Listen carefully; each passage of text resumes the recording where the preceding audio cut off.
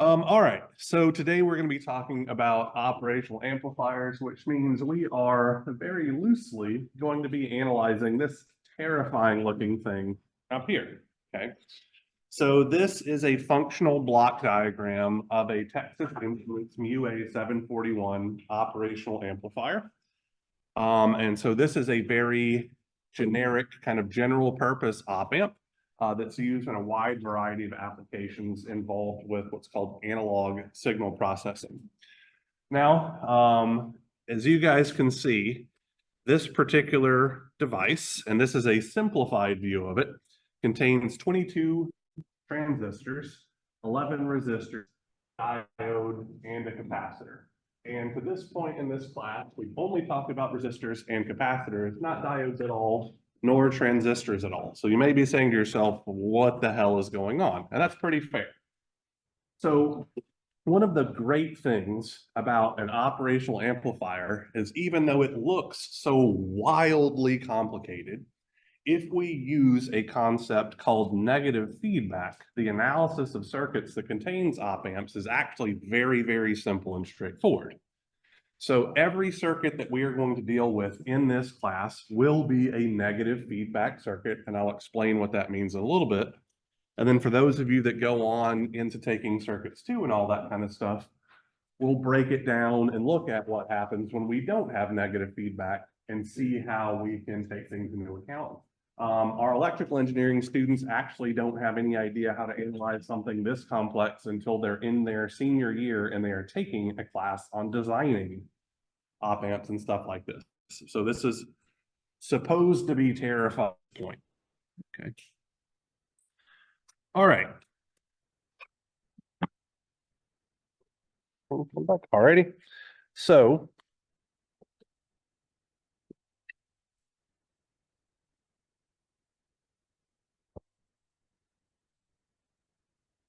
operational amplifiers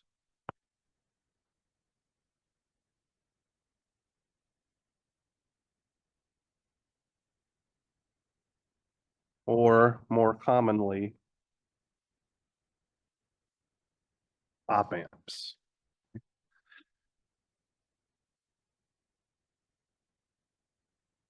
So if we go back to our functional block diagram here, or functional, diagrams, we can see that there are 1, 2, 3, 4, 5, 6, 7 terminals for this device, which is significantly different than anything that we've dealt with to this point, right? So there's a terminal that's labeled N minus. There's a terminal that's labeled N plus. There are the offset N1 and offset N2 terminals. Then there is a VCC plus, an out terminal, and a VCC minus terminal. And we're going to talk about what most of those do here. So the first thing that I'm going to do on our lecture side of things is introduce you to the schematic diagram symbol of an op amp. Okay. So instead of having that big terrifying circuit, we're going to represent that whole thing with a triangle. So this triangle symbol is the generic symbol for an amplifier. An operational amplifier is an example of what's called a differential amplifier, or really a single-ended differential amplifier, because it has 2 inputs and a single output. Okay. So one of the inputs is designated with a plus sign.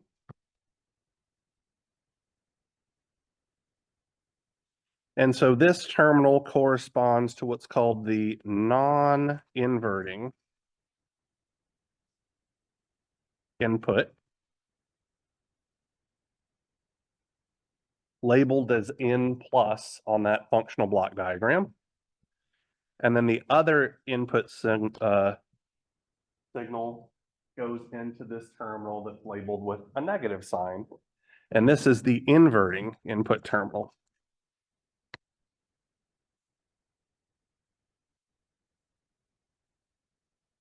So we have 2 different input signals. And then we have a single output signal. Okay. So we have 3 of the 7 terminals that we saw on that big ugly diagram taken care of, right? We have our non-inverting input, and I'll explain a little bit more about what that means in a moment. We have our inverting input and we have our output. So an operational amplifier is an example of an active device. So resistors, capacitors, and inductors are passive devices, meaning that they don't require external power to do whatever it is that they do. They exhibit resistance, capacitance, and inductance regardless of what they are connected to. Well, an operational amplifier only works if it has power. Okay? So we won't really see these in our circuit analysis, but there are terminals called VCC plus. So this is the positive power supply terminal. And VCC minus, the negative power supply terminal, right? So in order for our op amp to work, it has to be connected to external power. And one of the most common things that I see students make mistakes on with op amps, particularly when they go into the lab and try to work on things, is they forget to either connect the power, because we so infrequently actually bother to draw the power supply terminals, or they forget to turn the output of the power supply on to actually supply power to the op amp. So if you're doing your lab on Friday, because today's Wednesday, I think, and it's just not working out correctly, there is a very distinct possibility that you forgot to actually power the op amp. So now we've got 5 of our 7 terminals taken care of, and then even less frequently on the diagram, we'll see our offset null. So I'm going to call this offset plus and offset minus. So these particular terminals do not exist on every op amp, okay?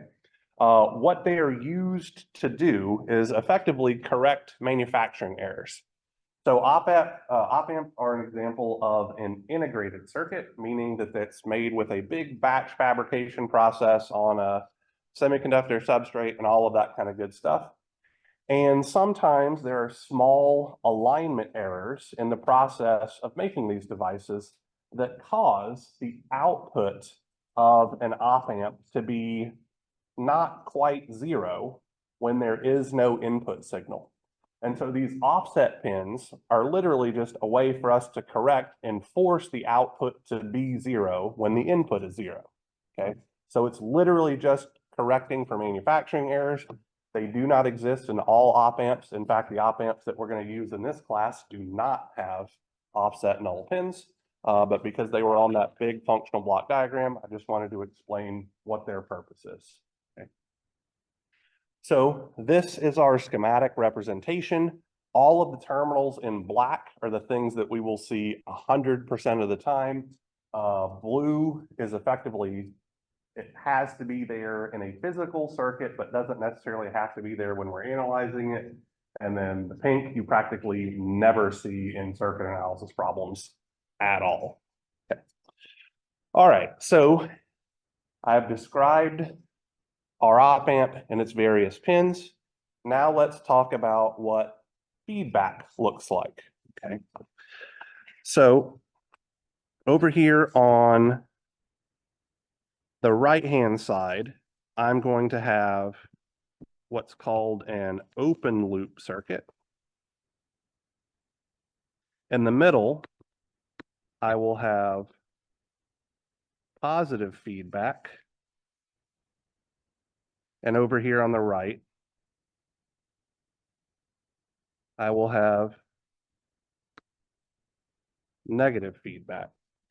So in an open loop op amp circuit, we have our op amp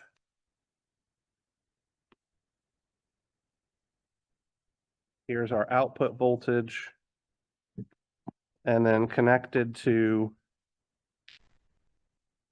our non-inverting input terminal, we might have some input voltage VN1, and connected to our inverting input terminal, we might have some input voltage VN2.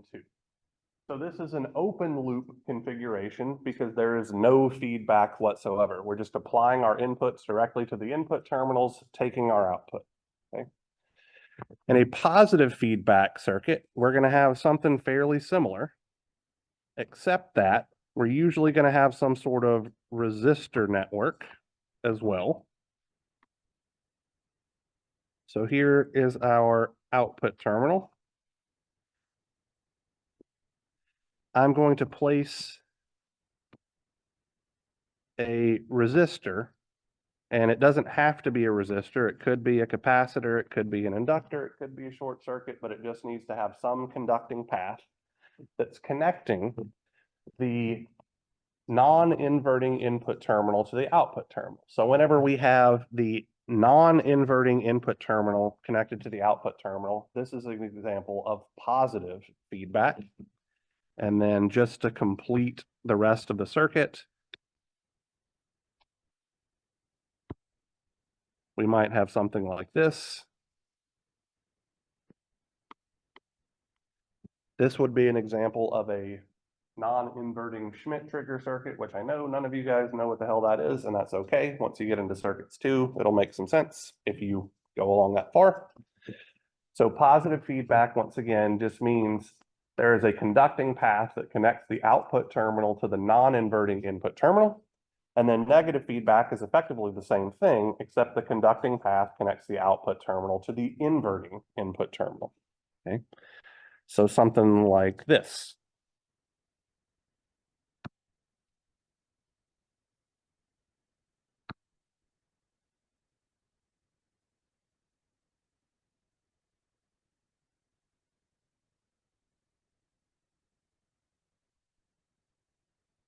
So here is our feedback resistor. That's what the subscript F is going to stand for. And then we may apply some input VN1 here. We may apply some input VN2 here. Either of those could be grounded, but not both of them. All that kind of stuff. So a negative feedback circuit, just to recap, is one where the output terminal is fed back to the inverting input terminal through some conductive path. And just to be super duper clear, every circuit that we deal with in this class will be a negative feedback circuit. So I'm not going to ask you to identify which one's the negative feedback, open loop, positive feedback, or anything like that. Literally every circuit that we're going to deal with is negative feedback. And the reason why we're only going to deal with negative feedback amplifiers in this class is because they are very well behaved, okay? There are actually 2 rules that we can apply called the ideal op-amp rules that work for literally any negative feedback op-amp circuit, kind of regardless of how good or how bad the actual physical op-amp is, because negative feedback is such a powerful thing. Okay? So our ideal op-amp rules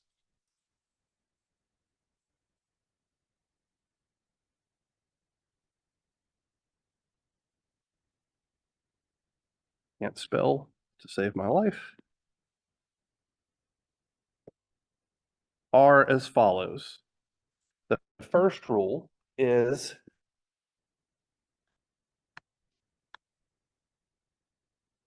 no current can flow into or out of the input terminals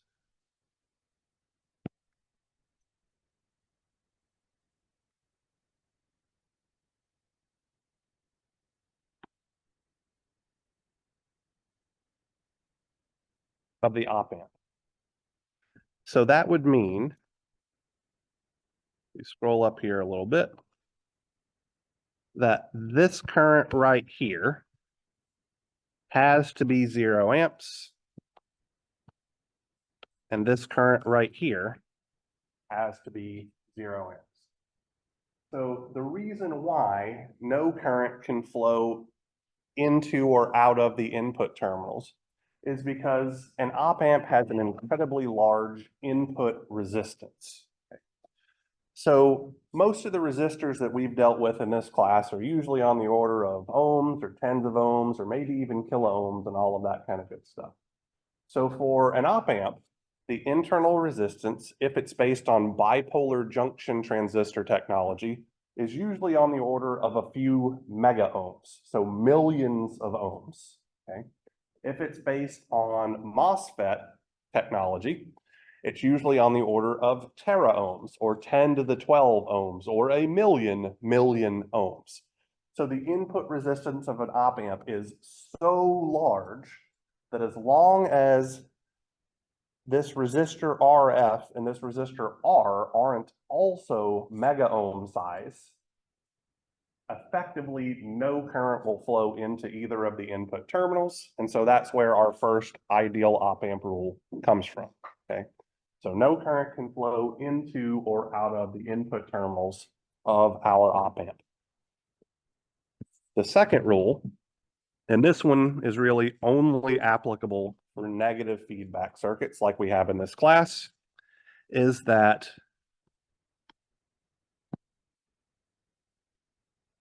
there is no potential difference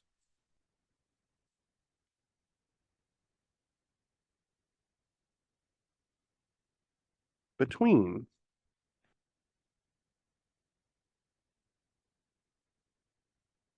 the input terminals of the op amp.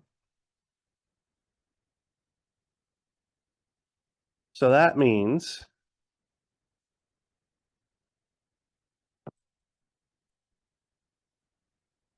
that the voltage drop across the input terminals is always 0. Another way to interpret this is the voltage at the non-inverting input terminal, which I'm going to label as V plus. By the way, this is a nodal voltage, meaning that it is measured with respect to ground, must be equal to the voltage at the inverting input terminal. So the voltage V plus must be equal to the voltage V minus in an ideal op amp circuit. So now that we have these two rules, we can actually just use regular circuit analysis techniques to analyze any op amp circuit that we're interested in. So what I'm going to do is I'm going to hit you guys with several different circuits today. They're going to be fairly simplistic, and they are also extraordinarily similar to what your first web work assignment on op amps is. So this would be homework set number 16, if I'm not mistaken. We're going to work some of these. And if I'm being entirely honest, what we're doing today is, in my opinion, fairly boring. And the reason why it's fairly boring is it's just analyzing an op amp circuit for the sake of being able to analyze an op amp circuit. What we're doing today in no way, shape, or form showcases what op amps are actually capable of doing. We're just kind of learning the ropes of how to analyze these circuits.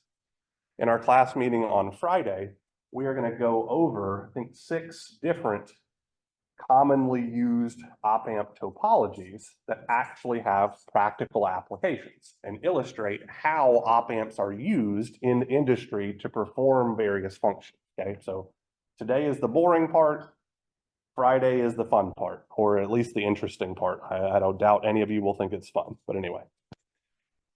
All right, so the first example that I want to look at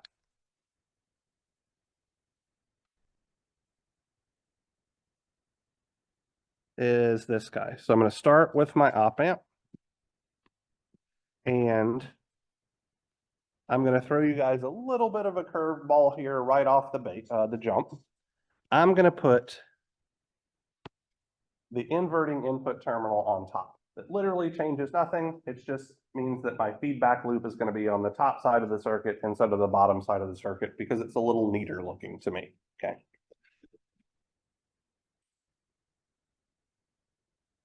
Here is my output terminal, V out.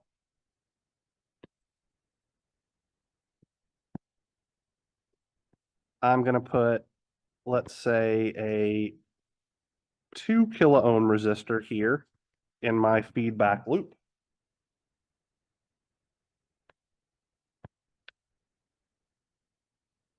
And let's make this a 3 milliamp current source like so. And I am going to ground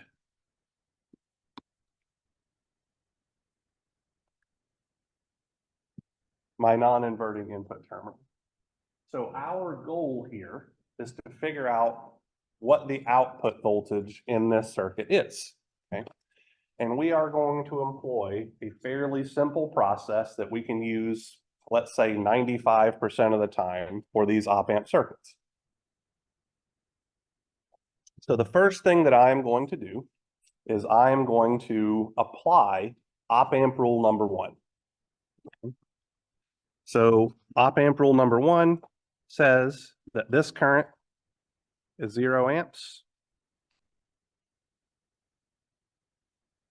And this current is 0 amps. That's really just a reminder to tell me what's going on, okay? The next thing I'm going to do is I'm going to determine the voltage V plus. So that is the voltage at the non-inverting input terminal. So somebody tell me what they think this voltage is. 0 volts. Patrick, why did you say it's 0 volts? Because there's 0. I would argue that because the inverting input terminal is tied to ground, the voltage is 0 volts. I'm forcing it to be 0 volts by connecting that terminal to ground, okay?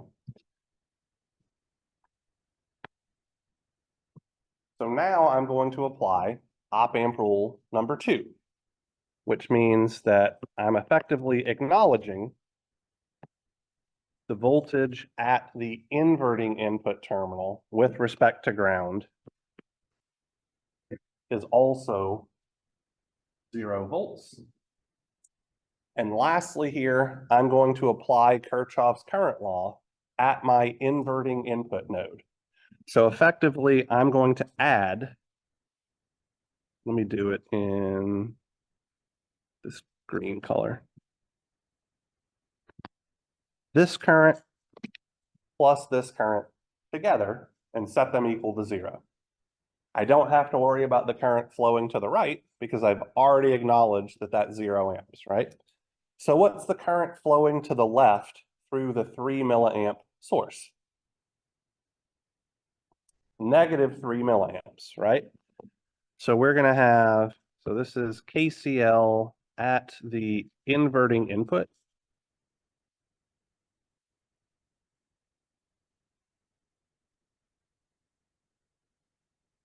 So we're going to have negative 3 milliamps plus the current flowing to the right is equal to 0. So now we have to figure out, or excuse me, the current flowing up and to the right is equal to 0. So now we have to figure out how to express that current that's flowing up and to the right. Well, in an op-amp circuit, because all of the voltages that we're dealing with are nodal voltages, meaning that they are measured with respect to ground, we're effectively going to write an equation for current just like we did when we were doing nodal analysis.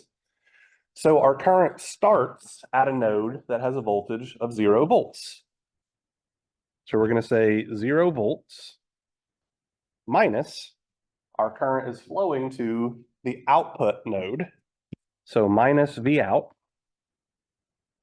And then we divide by our resistor value of 2 kilo ohms and set this equal to 0. And then we simply rearrange to find V out.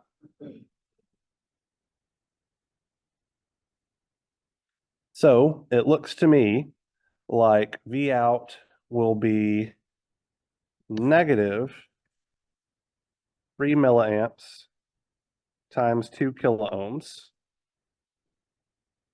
is negative 6 volts. We've analyzed our first op-amp circuit. That's really as hard as it has to be.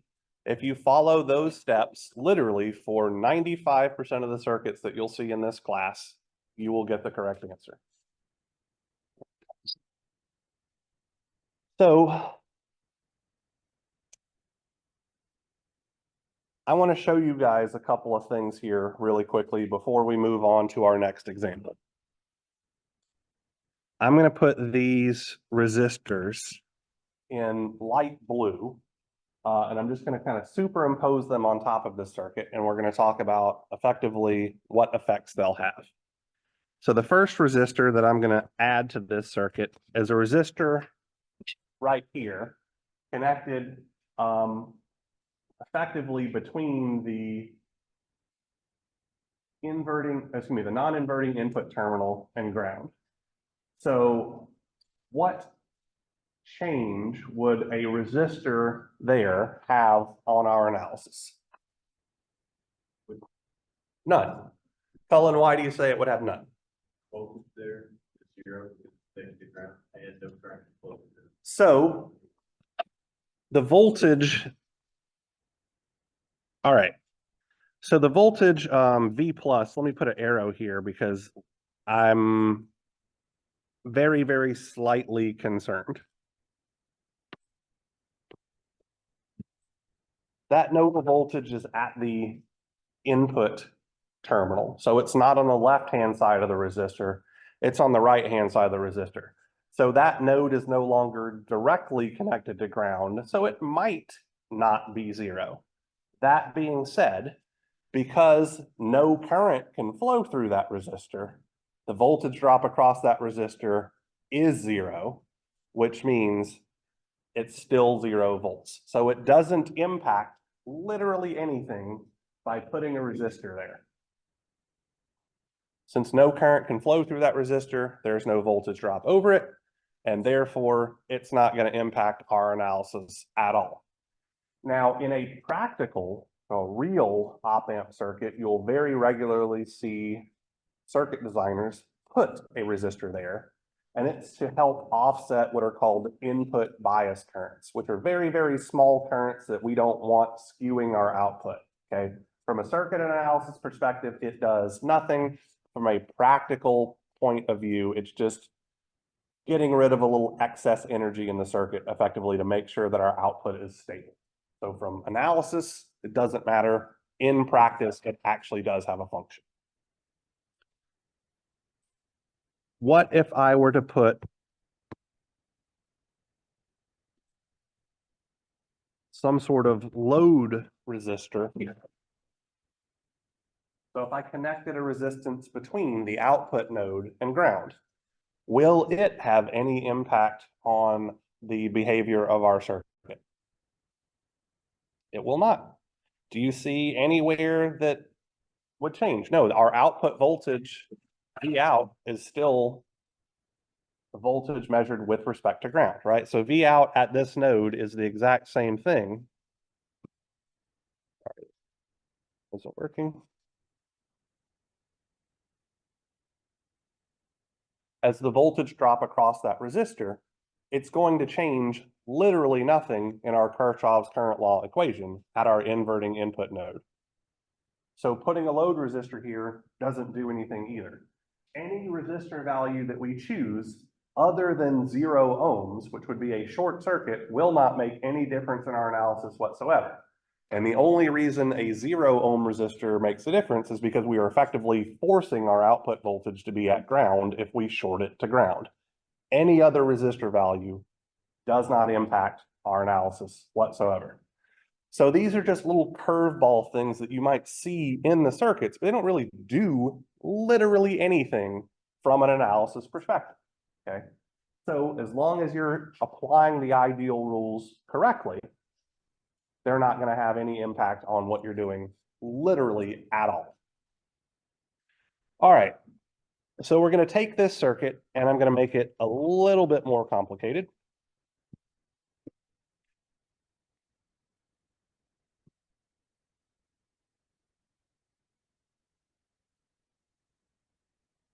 So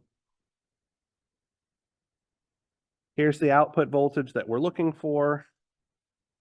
Here's my feedback resistance. Let's make it 3 kilo ohms this time.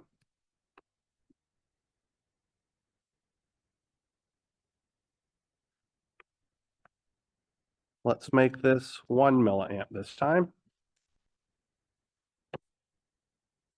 And so other than just changing numbers, now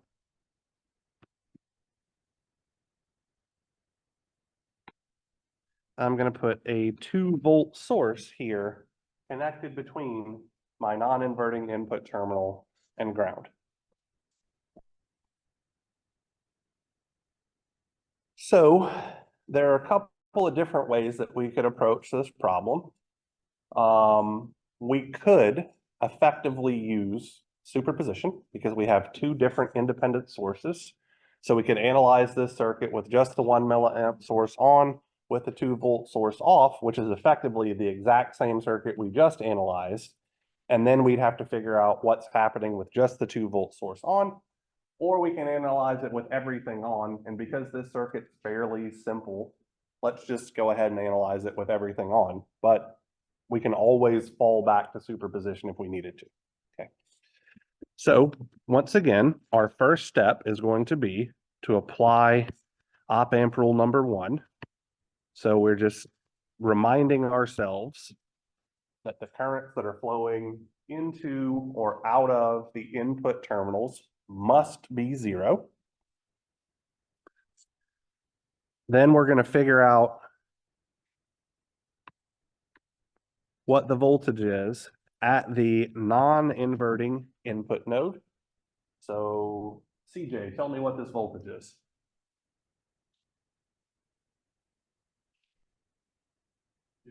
2 volts, absolutely right. Not a trick question. We apply a 2-volt source between our inverting input terminal, our non-inverting input terminal and ground, then the voltage at the non-inverting input terminal is 2 volts. Okay. So what must the voltage at the non-inverting input, damn it, keep getting them backwards. What must the voltage at the inverting input terminal be? Also 2 volts. Okay. And now we're going to apply KCL just like before. So we're going to add this current and this current.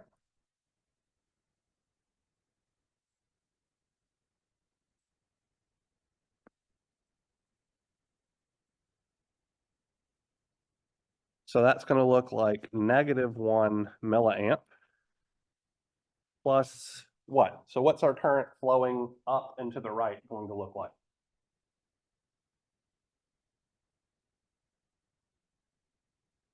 Two volts minus V out divided by 3 kilo ohms is equal to 0. The algebra is slightly harder to do here, so I'm not going to do it all in my head. Let's move things around a little bit. So I think it's going to look like 3 kilo ohms times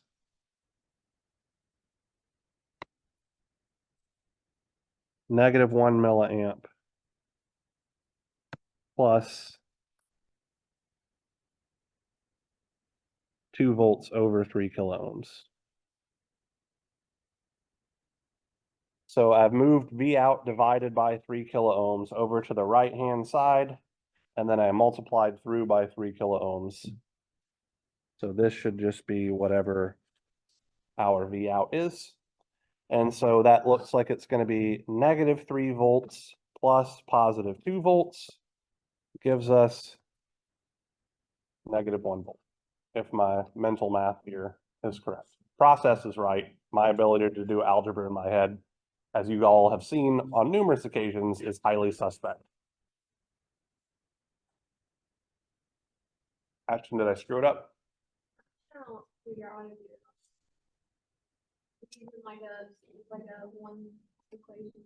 Yeah, the numerical solver function. Yep, okay. So if you want to use your numerical solver on your calculator to run through this really quickly, you can definitely do it. In fact, I'm going to do it just to make sure I didn't mess up that algebra. So negative 0.001 plus 2 minus x over 3,000 is equal to 0. -1. Great, I did it right. Okay, so a little bit more complicated, but nothing too wild or crazy. Now I'm going to draw a circuit, and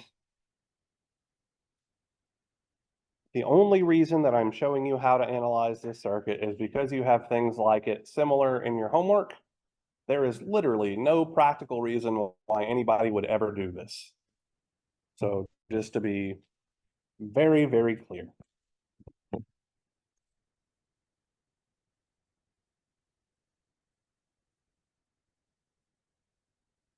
Like,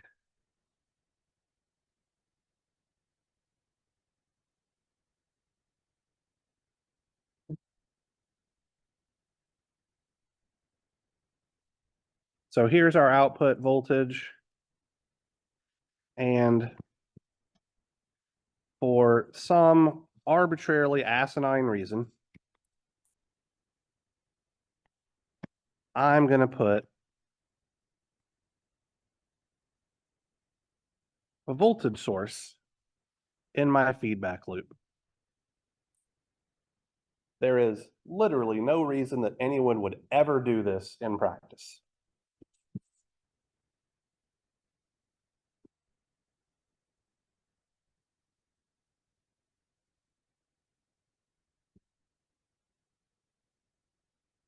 So our goal now is to figure out what V out is. Because we have this voltage source in our feedback loop, it is going to mess with our procedure very slightly, okay? So let's run through some steps here. We know that this current has to be 0 amps.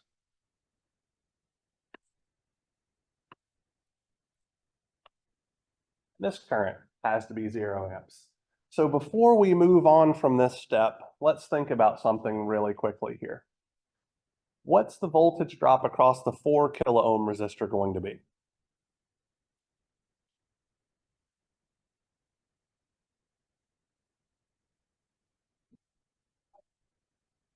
I'm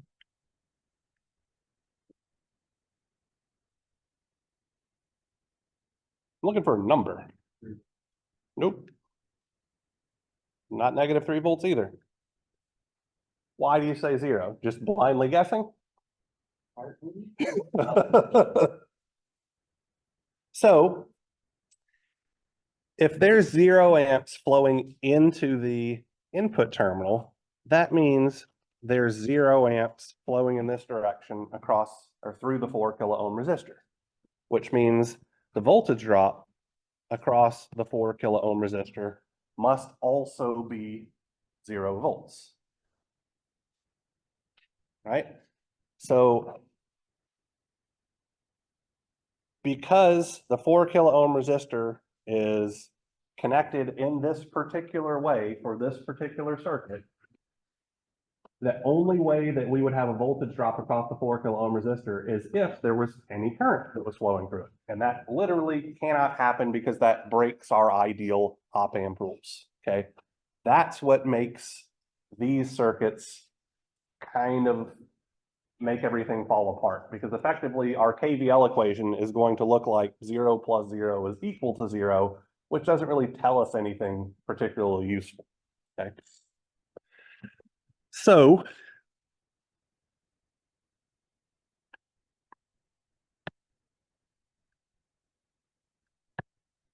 what's our voltage at our non-inverting input terminal?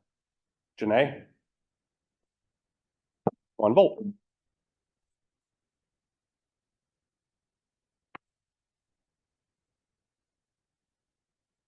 What's the voltage at our inverting input terminal.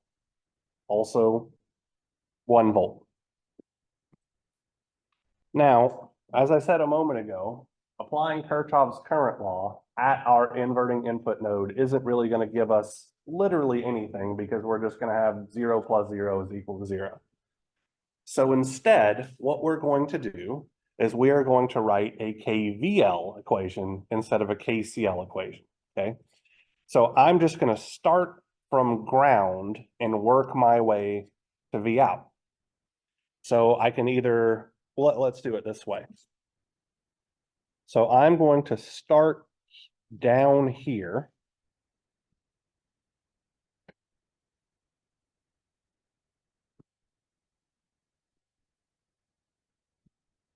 And then go across like so. Okay. So starting at the bottom left-hand corner,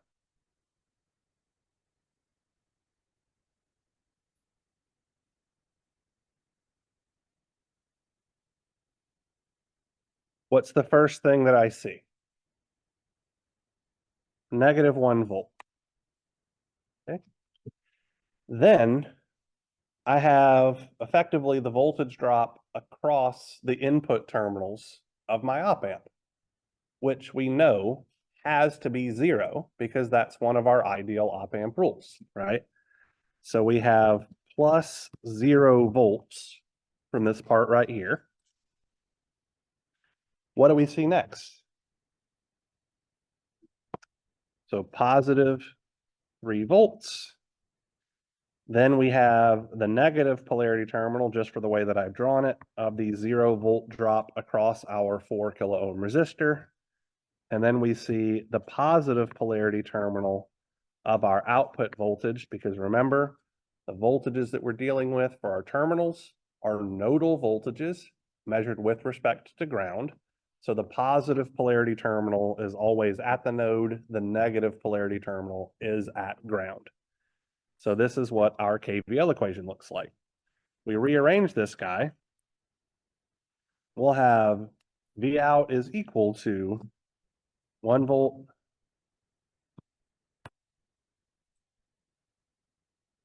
minus 3 volts is equal to -2 volts. Once again, I cannot emphasize enough how you would literally never make a circuit this jackassed up. You would not put a voltage source in the feedback loop. There is no practical reason to do that. It's just to force you guys to think about the rules. All right.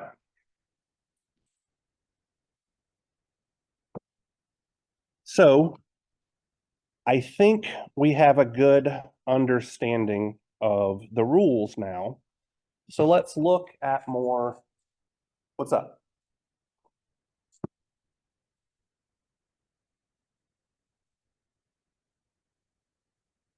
Ground is ground. So imagine that both of them were connected to the same thing. Yeah, ground is just 0, like it's all one node. Yeah. All right.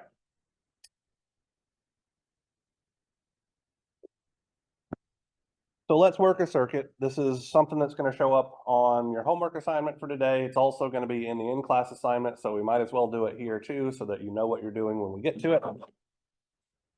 And this is more like the circuits that I actually expect you to be able to analyze for your exam and all that kind of good stuff. So let's say that we have this circuit. Okay.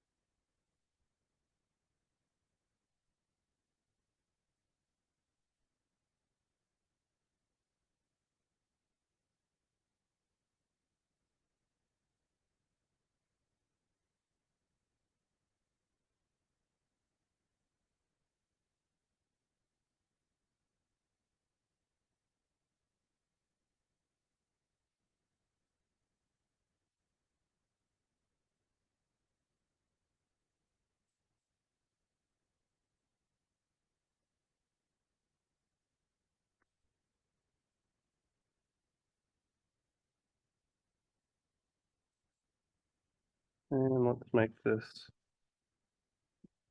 10 kilo ohms. So this looks like it's pretty darn complicated. But we can break it down into something much easier to analyze. And there are a couple of different ways that we can do it, right?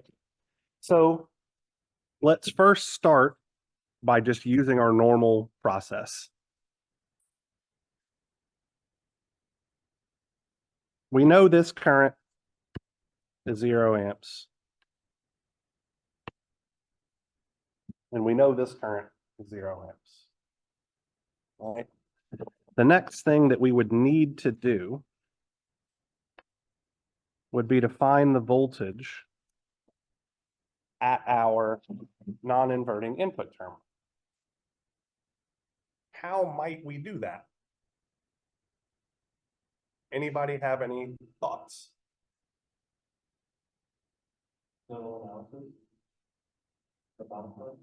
So that could be something for sure. So nodal analysis on the bottom part. So we could do effectively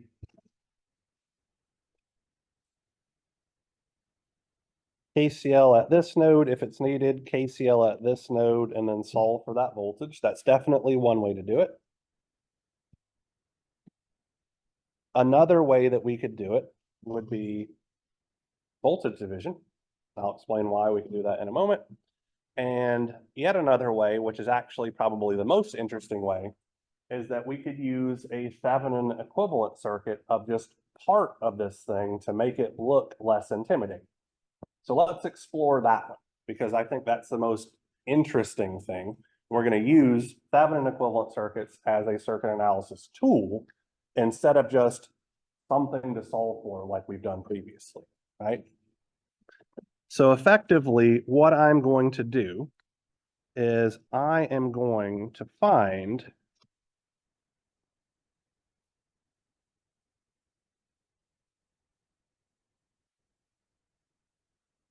the Thevenin equivalent circuit of what I've boxed in here in blue.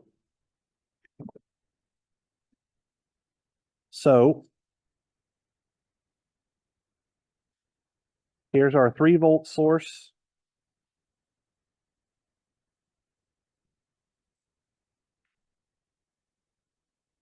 Our 2 kilo ohm resistor.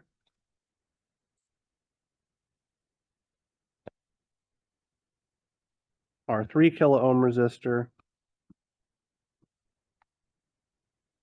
And our 1 kilo ohm resistor. And to make this super obvious what I'm doing, I'm going to just tie all of these grounds together to make it very obvious that it's just one node. Like real life too, like at the plant tower where they had like a ground grid that literally was connected all the way around the whole entire plant, so it was always at the same. Mm-hmm. Yep. Buried underground, probably in concrete. Probably what, a 4-foot spacing or something like that between the conductors, depending on where your equipment is. But yeah, I mean, that's literally how ground is done. So they literally put down a wire mesh in the ground, bury it, and then connect it to grounding rods so that they can tie all of the equipment to that same earth ground for literally everything. So that ground is ground everywhere in the system. Yep. So this is our Thevenin voltage that we're trying to find, which, by the way, happens to be the voltage drop at the non-inverting input terminal.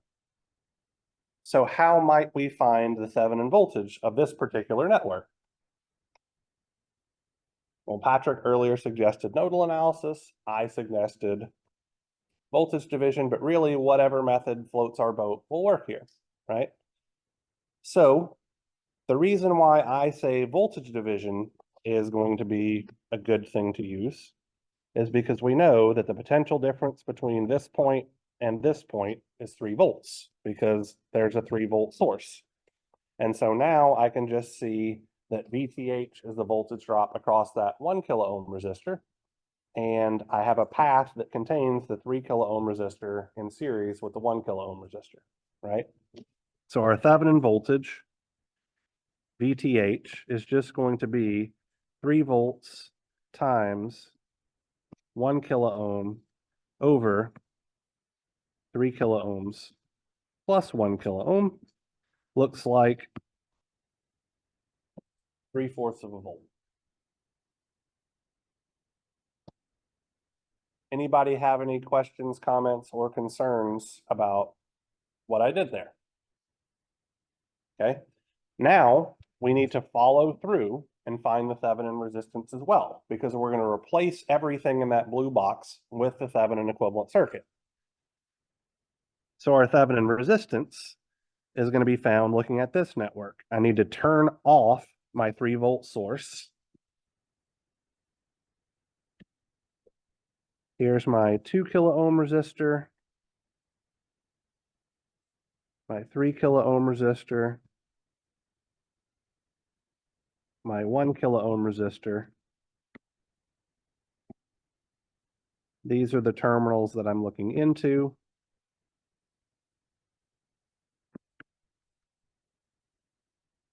What do I see?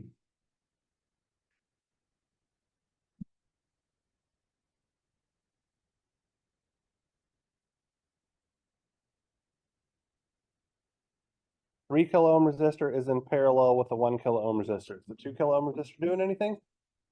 It is shorted out, so it is not contributing literally anything at all. Absolutely right. So 1K in parallel with 3K looks like 0.75K, or 3/4 of a kilo ohm. Anybody have any problem with that? Elizabeth, I see your face scrunched up as if in confusion, so I'm calling you out. You can tell me to piss off if you want to.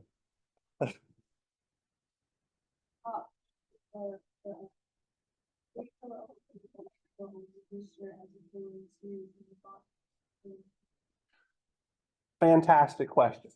So when we turn off our voltage source, so we're analyzing two different circuits, right? One of which is the voltage source live, and the other of which is the voltage source dead. When we turn off our voltage source, if we look at our nodes here, so this, let me make this.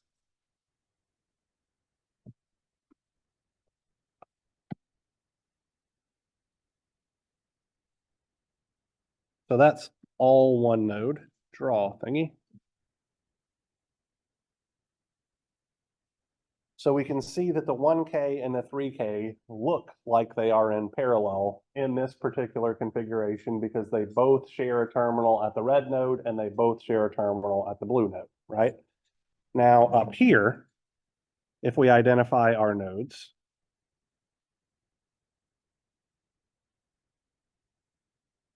so here's our blue node, here's our red node, and then we also have this green node down here on bottom.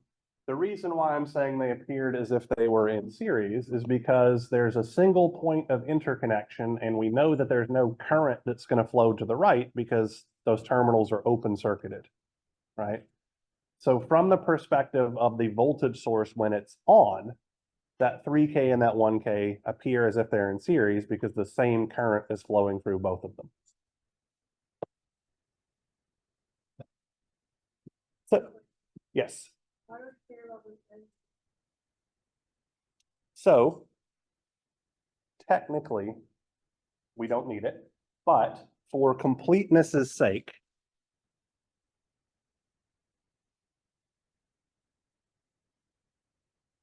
grabbing the pen, it's running out of batteries.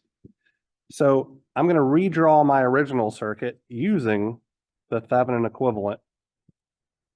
I'm going to put it down here.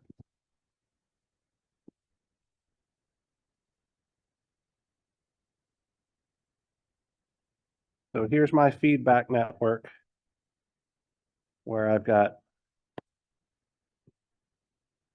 5K up here.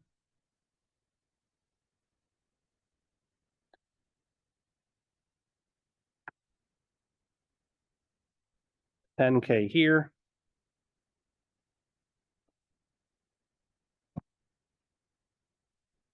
Here's RTH.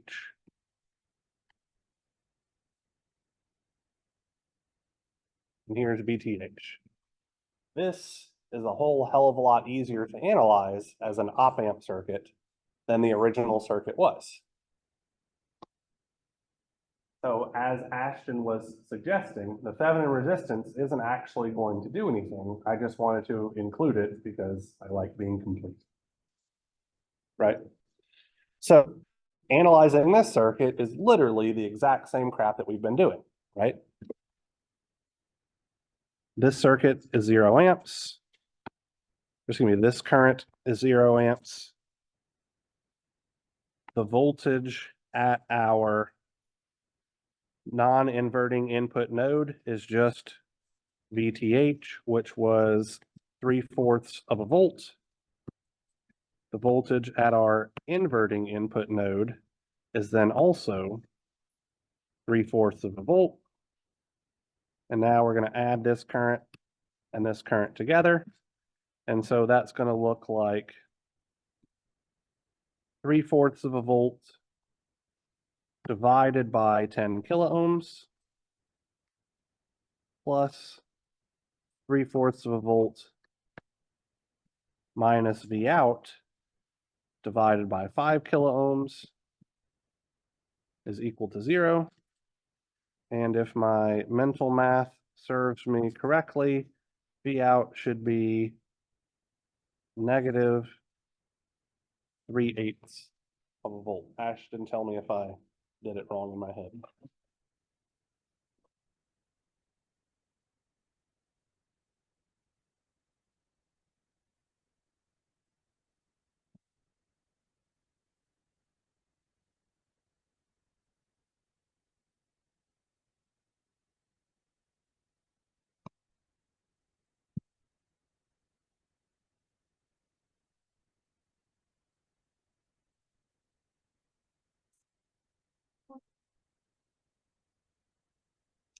That's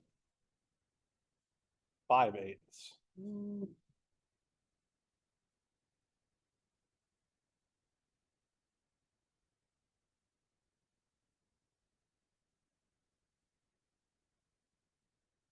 You're right. You're right. You're right. I was thinking about it as if it were an inverting amplifier, but it's a non-inverting amplifier.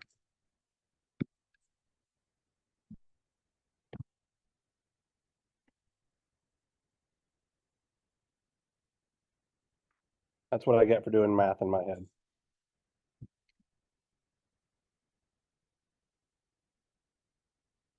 Oh, 9/8. Oh my God, I'm so bad at this. 1.125 is definitely not a number that's less than 1. Holy crap, I'm so bad at fractions today. All right, sorry about that. 9/8. Okay. All right, so this was an increased level of difficulty. Let's do one last problem before I let you guys take a stab at things. And I'm literally just going to pull a question from an old test. So just to be very, very clear here, this is the first material that you will see on exam 3. So this is not for the material that's on your upcoming exam this Monday. This is the first material that's on exam 3.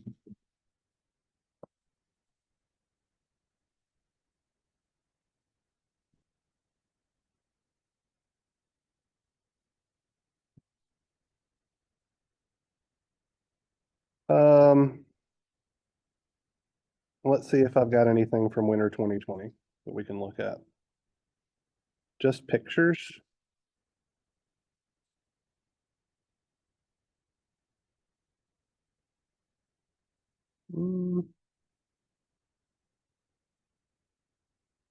These are too easy. I want to show you guys that we can use literally what we've done today to work something that seems like it's going to be ludicrously complicated.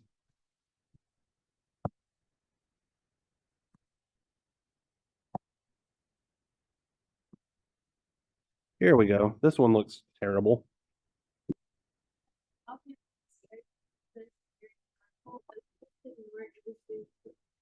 Yeah, that's exactly true. So this is a terrifying looking circuit thing here, right?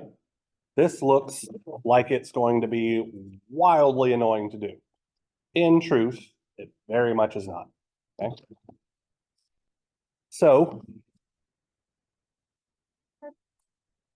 looks like fall 2019 exam 3, which I have no idea whether the students have access to or not. Doesn't particularly matter because I rarely reuse exams, but anyway. So let's approach this like we've approached every other problem, okay? Current here is 0 amps. Current here is 0 amps. So how are we going to find the voltage at our non-inverting input terminal?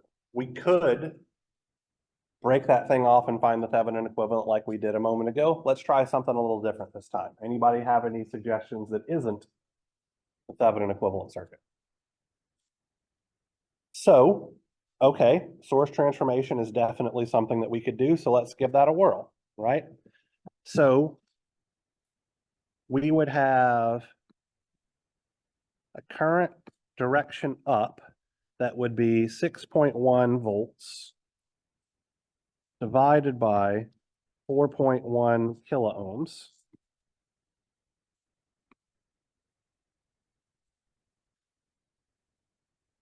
In parallel with a 4.1 kilo ohm resistor in parallel with a 1.2 milliamp source.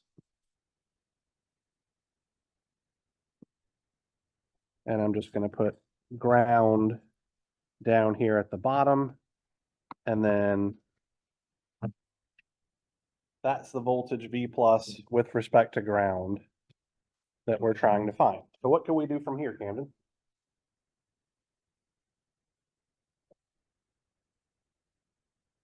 Right, so we have two current sources in parallel, so we could just add them together. So that's going to be 6.1 divided by 4,100 plus 1.2 times 10 to the minus 3. So I get like 2.687 and some change milliamps.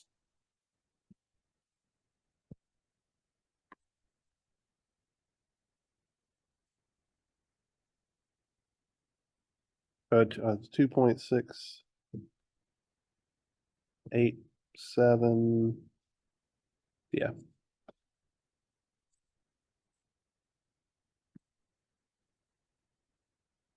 In parallel with 4.1 kilo ohms.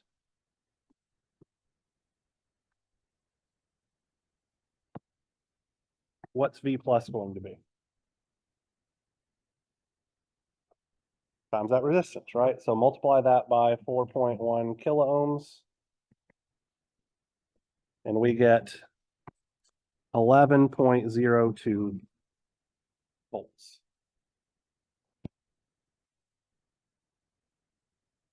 Just as a heads up, there is a way to find that voltage that I think is actually slightly easier. So this blue line that I'm drawing right here is the path that this 1.2 milliamps of current has to take, right? So we know that the 1.2 milliamps is flowing up. Literally none of it can branch off and flow to the right because we know that current is 0 amps, which means all of that 1.2 milliamps of current has to flow through that 4.1 kilo ohm resistor before flowing down here to finish that loop. So using Kirchhoff's voltage law, the voltage at our non-inverting input terminal is just 1.2 milliamps times 4.1 kilo ohms plus 6.1 volts, which will get you that exact same 11.02 volt answer, right? So KVL following that current around its path gets you the exact same result. In my opinion, it's a little bit easier, but the source transformation idea was definitely a good idea, and it also absolutely works. really any circuit analysis technique that we want to use to find that voltage is going to be fine, as long as we're comfortable with it and we're applying it correctly, okay? So, anybody have any questions, comments, or concerns about that voltage being 11.02 volts? All right, nobody is saying anything. So now we're going to find the voltage